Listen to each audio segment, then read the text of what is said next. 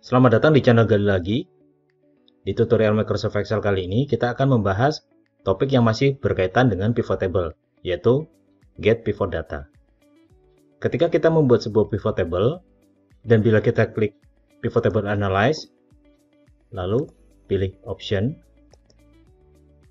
maka akan terlihat adanya Generate Get Pivot Data, diklik, ya dicek di sini. Sebagian dari kita menganggap Generate Get Pivot Data ini tidak begitu penting. Padahal ini memberikan kelebihan yang sangat banyak.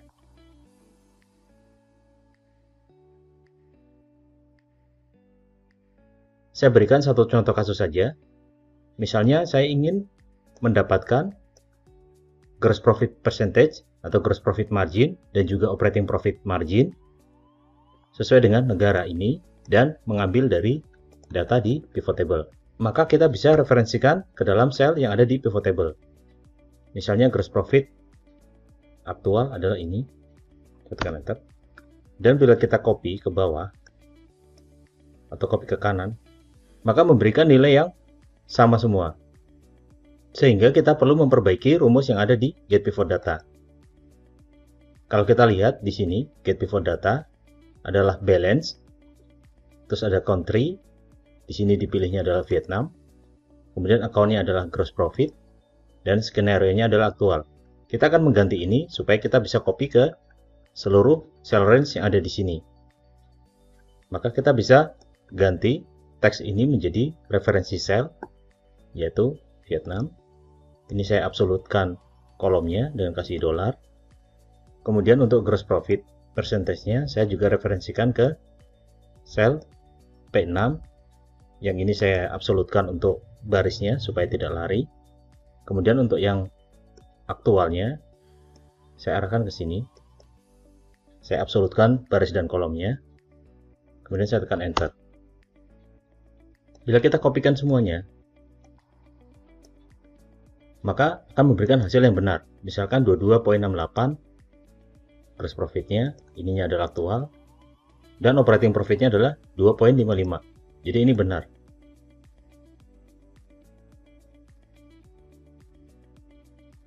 Saya akan coba jelaskan satu persatu dari Get Pivot Data ini.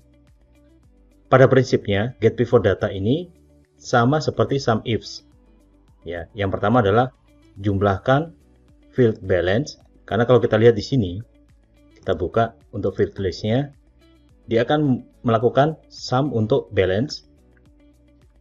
Ya, saya kembali lagi ke sini, balance, kemudian pivot table-nya adalah dia ada di baris pertama dari area pivot table, yaitu di A3. Berikutnya adalah country, yang mana di sini disebut dengan field 1. Kemudian kriteria dari field 1-nya adalah Vietnam. Kemudian account, field 2-nya adalah account, yang ada di sini. Kriterianya adalah gross profit. Dan yang terakhir adalah skenario, yaitu yang ada di sini, aktual dan budget. Kemudian kriterianya adalah P3. Jadi ini mirip sekali seperti SUMIFs. Oke, biar lebih menarik, saya coba kasih conditional formatting untuk mencari nilai maksimum dan juga nilai minimumnya. Saya masuk ke conditional formatting.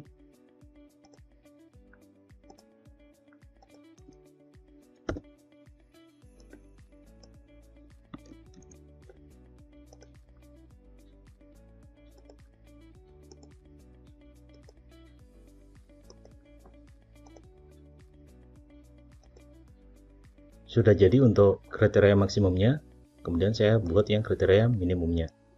Saya duplikat saja, edit rule, lalu saya ganti dengan minimum,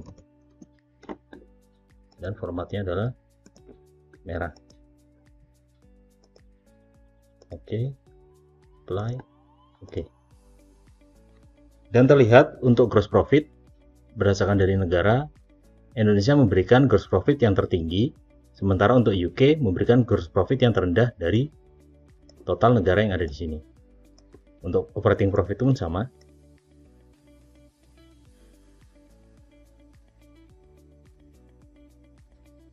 Saya jelaskan sedikit mengenai conditional formatting yang saya buat.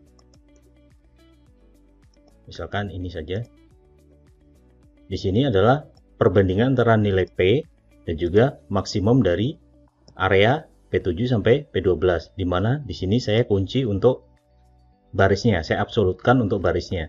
Jadi sama saja dibandingkan antara P7 apakah sama dengan nilai minimum yang ada di area ini, dan bila ternyata benar, maka conditional formatting ini akan dieksekusi. Demikian juga untuk rumus yang max yang di sini warna hijau, itu memberikan analogi yang sama.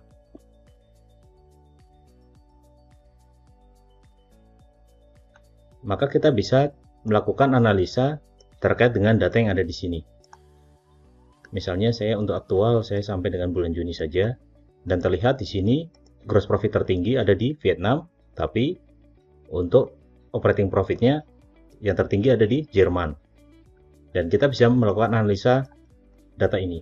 Kenapa di Malaysia dengan gross profitnya terendah di antara seluruh negara ini, tapi operating profit terendahnya malah ada di UK, berarti ada masalah di UK. Seperti itu. Itu salah satu analisanya saja.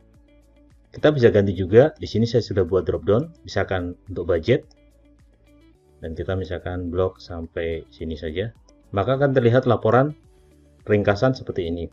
Keunggulan lainnya dari Get Pivot Data yaitu kita bisa ubah layout di area pivot table ini, tapi hasil formula yang ada di sini masih tetap berjalan dengan baik. Kita coba lakukan tes.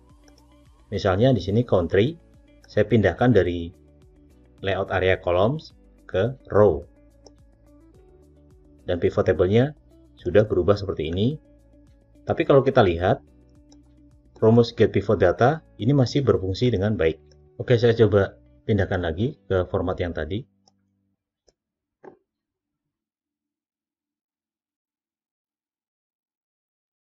Perlu diperhatikan, bila kita menggunakan Get Pivot Data ini, kita tidak boleh menghapus field yang ada di sini. Misalkan saya hapus country-nya, maka akan memberikan ref.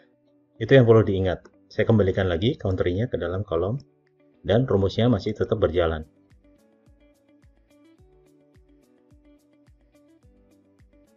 Kita bisa nonaktifkan fitur Get Pivot Data ini bila kita klik di Pivot Table Analyze, lalu Pivot Table, kemudian drop down option, kita uncheck ini.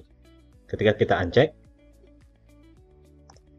maka ketika kita referensikan ke sel, tidak ada Get Pivot Data lagi. Ya, melainkan langsung ke sel M14. Demikian tutorial kali ini, kita akan lanjutkan tutorial Microsoft Excel selanjutnya.